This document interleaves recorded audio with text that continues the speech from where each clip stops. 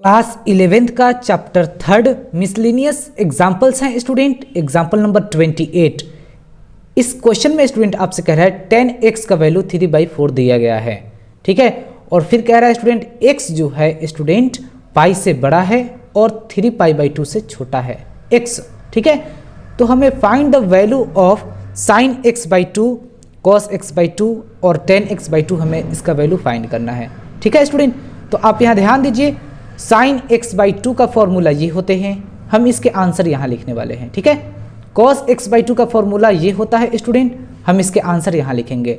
और tan x/2 का तो बहुत आसान है, sin x/2 divide cos x/2 कर दीजिएगा तो आपके tan x/2 पता चल जाएगा, ठीक है स्टूडेंट। समझ में आ गया आपको। तो अब हम लोग स्टूडेंट इस क्वेश्चन को करते हैं। आप क्या दे रखा है स्टूडेंट, दे रखा है आपसे tan x = दे रखा है 3π/4, ठीक है। और फिर क्या कह रहा है स्टूडेंट, यहां पर ध्यान दीजिए आप, ठीक है।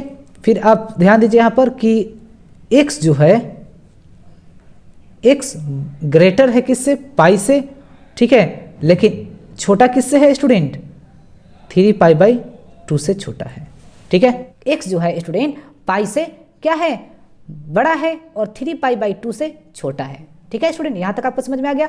अब इसको हम क्वाड्रेंट के थ्रू समझते हैं। यहाँ ध्यान दीजिए स्टूडेंट, ये आपको पता होगा, ये फर्स्ट क्वाड्रेंट होते हैं, यह सेकंड क्वाड्रेंट होते हैं, ये थर्ड क्वाड्रेंट होते हैं और यह क्या होते हैं स्टूडेंट, फोर्थ क्वाड्रेंट होते हैं, ठीक है स्टूडेंट। यहाँ तक आपको पता चल गया, ठीक है। तो अब हमें क्या करना है स्टूडेंट, ध्यान दीजिए आप यहाँ पर।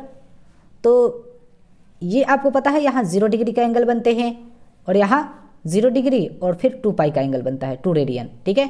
और यहाँ स्टूडेंट रेडियन/2, ठीक है, यानी कि 90 डिग्री का एंगल बनता है। यहाँ पाई डिग्री का एंगल बनेगा, ठीक है स्टूडेंट। और यहाँ 3π/2 का एंगल बनेगा, ठीक है स्टूडेंट। तो जो x के वैल्यूज़ हैं पाई से बड़ा, तो ये पाई हो गया, पाई से बड़ा और 3π/2 से छोटा, तो 3π/2 ये है और पाई ये है। इसका मतलब क्या है, पाई से बड़ा यानी कि इस तरफ और 3π/2 से इस तरफ, ठीक है। यानी कि x के वैल्यूज़ हमारे कहाँ हैं, थर्ड क्वाड्रेंट में है। पता है थर्ड क्वाड्रेंट में क्या होते हैं, थर्ड क्वाड्रेंट में tan, ठीक है, और tan का रेसिप्रोकल cot, यही दोनों पॉजिटिव में होते हैं, बाकी सारे क्या होते हैं, नेगेटिव में होते हैं। लेकिन आप यहाँ ध्यान दीजिए, sin x/2 cos x/2 tan x/2 यानी कि x/2 में दे रखा है, ठीक है। यानी कि हमें जब भी निकालेंगे तो x का तो बोल नहीं रहा है, आपसे बोल रहा है sin x/2 का वैल्यू फाइंड कीजिए। तो ये तो x है सिर्फ, तो हमें क्या करना पड़ेगा, हमें x/2 करना होगा। तो क्या करेंगे, हम x/2 कर दिए, ठीक है। जब हम x/2 कर दिए स्टूडेंट, तो इसका मतलब ये है कि सभी एंगल्स में हमारे क्या होंगे, 2 से डिवाइड होंगे, इसमें भी 2 से हमारे डिवाइड होंगे, ठीक है। समझ में आ गया स्टूडेंट। तो ये जो है स्टूडेंट π/2 का मतलब कितने हो गए, π/2 यानी कि 180 में से 2 यानी कि 90 डिग्री हो गए। यानी कि x/2 जो है 90 डिग्री से बड़ा है। अब तो पता चल गया आपको। और फिर कितना, इसका मतलब क्या होगा स्टूडेंट, अब 3π/2 × 2 का मतलब कितना होगा, 3π का वैल्यू 180 डिवाइड 2 × 2, तो 2 से काटेंगे तो कितने हो जाएंगे स्टूडेंट, 90, फिर 2 से काटेंगे तो कितने हो जाएंगे, 45, ठीक है।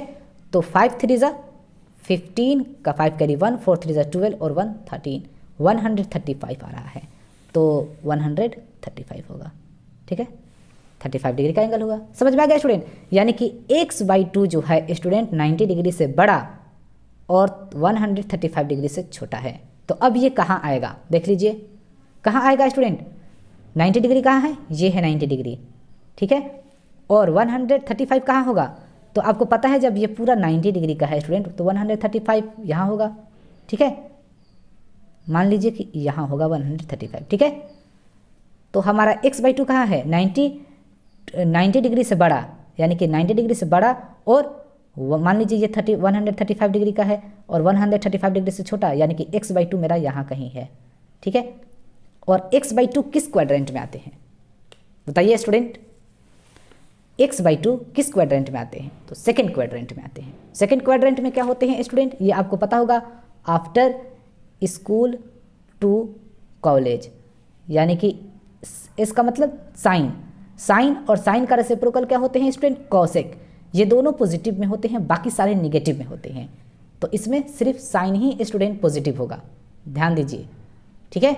सेकेंड क्वाड्रेंट में साइन और साइन का रेसिप्रोकल क्या होते हैं, कॉसेक, यही दोनों पॉजिटिव में होंगे, बाकी सारे निगेटिव। तो ये भी निगेटिव में होगा, ये भी निगेटिव में होगा। समझ में आ गया स्टूडेंट? समझ में आ गया? तो हम यहाँ पर स्टूडेंट लिखेंगे x/2 लाई इन क्वाड्रेंट सेकेंड, क्वाड्रेंट सेकेंड, ठीक है, क्वाड्रेंट सेकेंड। तो साइन x/2 इज पॉजिटिव, सारे लिख देता हूँ अभी, बाद में आपको पॉजिटिव, एंड फिर क्या है cos x/2, cos x/2, ठीक है, tan x/2, ठीक है, will be negative, will be negative. समझ में आ गया स्टूडेंट? अब आप जब भी साइन x/2 फाइंड कीजिएगा तो वह पॉजिटिव में होगा, cos x/2, tan x/2 जब आप फाइंड कीजिएगा स्टूडेंट तो वह क्या होंगे, वह निगेटिव होंगे। समझ में आ गया? ठीक है, cos x/2, tan x/2 negative में होंगे, याद रख लीजिए। फॉर्मूले में क्या दे रखा है, साइन x/2 का फॉर्मूला होता है plus minus root under 1 minus cos x divide 2। ये स्टूडेंट फॉर्मूला आपको याद रखना पड़ेगा। फॉर्मूला आप याद रखिएगा जब ही होगा, इसको आप सिंपल यही तरीका है कि आप इसको याद कर लीजिए, ठीक है। तो 1 माइनस cos x आ गया, ठीक है स्टूडेंट। अब क्या किया जाए, cos x आ गया, साइन x का वैल्यू जब हम निकालेंगे, साइन x/2 का जब वैल्यू निकालेंगे तो हमारे 1 माइनस रूट में लगा हुआ है ना, plus minus 1 minus cos x, तो cos x कहाँ से आएगा स्टूडेंट, तो आप यहाँ पर ध्यान दीजिए, ठीक है। cos x कहाँ से आएगा, तो स्टूडेंट आपको पता होगा कि cos x जो होते हैं किसके रेसिप्रोकल होते हैं, sec x के होते हैं ना।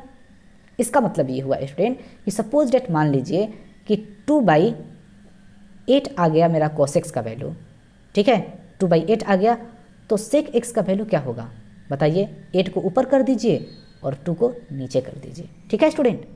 समझ में आ गया? अगर cos x का वैल्यू मान लीजिए 5/3 आ गया तो sec x का वैल्यू क्या होगा, 3 को ऊपर लिख दीजिए, 5 को नीचे लिख दीजिए, ठीक है। या तो फिर sec x का वैल्यू 2/3 आ गया तो cos x का वैल्यू क्या कीजिएगा आप, 3 को ऊपर लिख दीजिए और 2 को नीचे लिख दीजिए। समझ में आ गया स्टूडेंट? इतना तक आपको पता चल गया। लेकिन स्टूडेंट हमें cos x का वैल्यू फाइंड करने के लिए हमें sec x का ज़रूरत है, ठीक है। तो स्टूडेंट आप यहाँ पर ध्यान दीजिए कि sec x का एक फॉर्मूला होता है, sec x, इसका मतलब क्या है स्टूडेंट कि हमें sec x का वैल्यू फाइंड करना पड़ेगा, ठीक है। और sec x के लिए एक फॉर्मूला होता है, मैं आपको बताना चाहूँगा, sec x² minus tan x² is equal to 1। देख लीजिए tan x का वैल्यू दिया गया है, कोई दिक्कत नहीं है, आराम से निकल जाएगा, ठीक है। तो चलिए स्टूडेंट हम लोग करते हैं, अब थोड़ा जल्दी जल्दी हम लोग करेंगे, फास्ट करते हैं स्टूडेंट, ठीक है। तो sec x² is equal to 1 plus tan x², ठीक है। sec x² is equal to 1 plus tan x का वैल्यू कितना है स्टूडेंट, यहाँ ध्यान दीजिए 3/4 x², ठीक है। तो sec x² is equal to 1 plus 3 का x² 9/4 का x² 16, तो sec x² is equal to 16 plus 9/16। समझ में आ गया student? sec x² is equal to 25/16, ठीक है। sec x² इजकल टू कितने हो जाएंगे बताइए, x² जब स्टूडेंट हम इक्वल के बाहर लेके जाएंगे तो रूट बन जाते हैं, और 25/16 और फिर प्लस माइनस के साइन भी आते हैं, याद रखिएगा, प्लस और माइनस का साइन भी आता है, ठीक है। तो sec x का वैल्यू कितना आया स्टूडेंट बताइए, sec x का वैल्यू कितना आ गया, तो प्लस माइनस तो लगेगा ही लगेगा, 5/4। अब स्टूडेंट कुछ ना कुछ तो जरूर होगा, ठीक है। sec x का वैल्यू प्लस माइनस 5/4, तो स्टूडेंट दोनों तो आएगा नहीं, प्लस माइनस तो हम लिख नहीं सकते, इस तरीके से तो नहीं होंगे, या तो प्लस में होंगे या तो माइनस में होंगे। तो यह डिसाइड कौन करेगा, यह डिसाइड करेगा स्टूडेंट आपका क्वेश्चन। देख लीजिए क्वेश्चन में क्या कह रहा है, x के जो वैल्यू हैं पाई से बड़ा है और 3π/2 से क्या है, छोटा है, तो यही है x। थर्ड क्वाड्रेंट में आ रहा है, और थर्ड क्वाड्रेंट में क्या होते हैं, tan और tan का रेसिप्रोकल cot, यही दोनों पॉजिटिव में होते हैं, बाकी सारे निगेटिव में। तो ये तो स्टूडेंट sec है, तो ये निगेटिव में होगा। समझ में आ गया? तो sec x इजकल टू क्या हो जाएंगे, माइनस 5/4। ओके स्टूडेंट, यहाँ तक आपको समझ में आ गया। अब स्टूडेंट हमें sec x का वैल्यू पता चल गया, तो हमें cos x का वैल्यू तो आराम से पता चल गया फिर। तो फिर cos x का वैल्यू क्या होगा, इसी का रेसिप्रोकल कर दीजिए, सिंपल।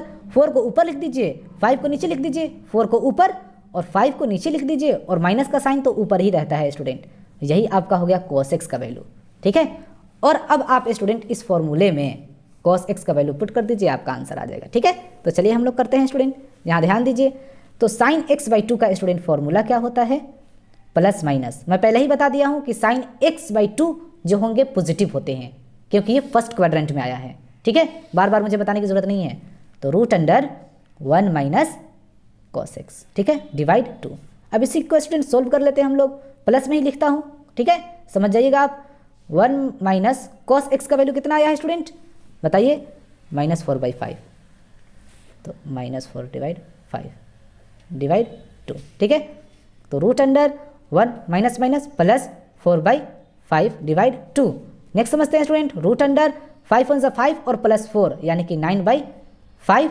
ठीक है, और ये 2 बच जाएगा डिवाइड में, तो हम स्टूडेंट डिवाइड में 2 लिख दिए। कितना आ गया स्टूडेंट, √9/10। और 9 के बदले में स्टूडेंट हम 3 बाहर लिख देंगे, लेकिन 10 क्या हो गया स्टूडेंट, 10 आ जाएगा क्या, तो ये रूट में ही रहेगा, तो रूट में ही 10 लिख देते हैं।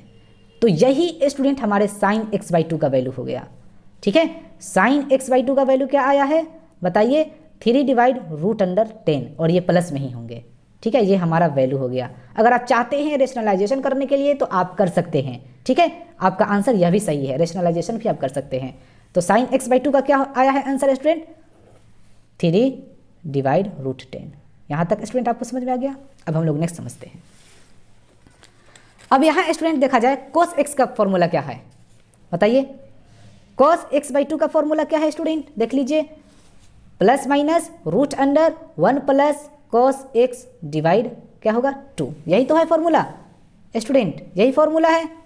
तो अब हमें क्या करना होगा स्टूडेंट, बताइए, हमें cos x/2 का हमें वैल्यू निकालना है। ठीक है, तो चलिए हम लोग निकालते हैं स्टूडेंट।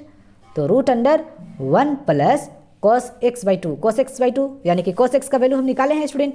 कितना आया है cos x/2 का वैल्यू, cos x/2 का वैल्यू कितना निकाले थे स्टूडेंट, देख लीजिए, -4/5। ठीक है, cos x का वैल्यू हम कितना निकाले थे स्टूडेंट, -4/5। तो यहाँ क्या हो जाएगा स्टूडेंट, -4 डिवाइड 5। ठीक है, और ये डिवाइड होगा फिर 2। ठीक है, √1 माइनस 1 प्लस माइनस क्या होगा स्टूडेंट, माइनस होगा साइन। ठीक है, प्लस और माइनस, माइनस का साइन, 4/5 डिवाइड 2। नेक्स्ट समझते हैं स्टूडेंट, √5 1 5, 5 में से आप 4 घटाइएगा तो क्या होंगे 1 डिवाइड 5 इंटू ये डिवाइड का 2। ठीक है, यानी कि स्टूडेंट आपको तो इतना पता ही होगा कि √1 के वैल्यू क्या होते हैं 1। तो स्टूडेंट ये रूट में है 1, तो 1 हो जाएंगे, बाहर आ जाते हैं। और ये 5 to the 10 यानी कि ये रूट में ही रहेंगे, ये नो चेंज होंगे। ठीक है स्टूडेंट, तो cos x/2 का वैल्यू कितना आ गया, 1 डिवाइड √10। तो यहाँ पर लिख सकते हैं हम 1 डिवाइड √10। यहाँ देख लीजिए स्टूडेंट, 1 डिवाइड √10। ठीक है, अब स्टूडेंट tan x/2 का वैल्यू हमें फाइंड करना है। बहुत आसान है, देख लीजिए, tan x/2 का हमें वैल्यू फाइंड करना है। ठीक है, तो क्या आएंगे वैल्यू tan x/2 का, बताइए स्टूडेंट, तो sin x/2 divide cos x/2। तो sin x/2 का वैल्यू क्या है स्टूडेंट, बताइए, 3 डिवाइड √10। ठीक है, इंटू लिख सकते हैं, cos x/2 का वैल्यू क्या आया है 1 डिवाइड √10।